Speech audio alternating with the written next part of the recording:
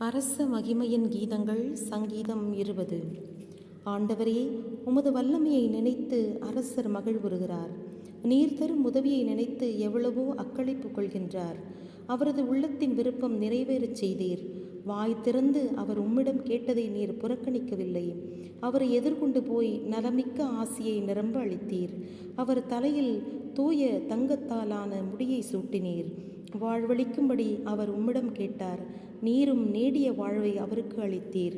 உம் துணையால் அவருக்கு கிடைத்தது பெரும் மாண்பு.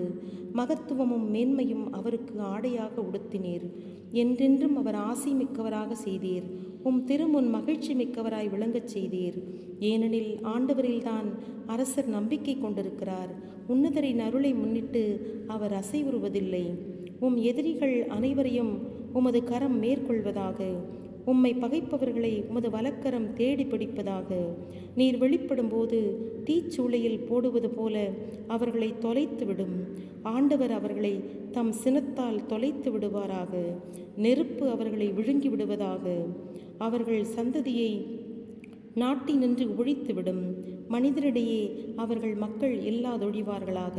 உமக்கு தீங்கிழைக்க அவர்கள் திட்டமிட்டாலும் வஞ்சகமாய் சதி செய்தாலும் ஒரு நாளும் வெற்றி காண மாட்டார்கள். ஏனெனில் அவர்களை நீர் விரட்டி அடிப்பீர். அம்புகளை அவர்கள் முகத்தில் எய்வீர். ஆண்டவரே, உம் வல்லமையை காட்டி எழுந்தருளும். உம் வலிமையை நாங்கள் பாடிக்கொண்டாடுவோம். ஆமென்.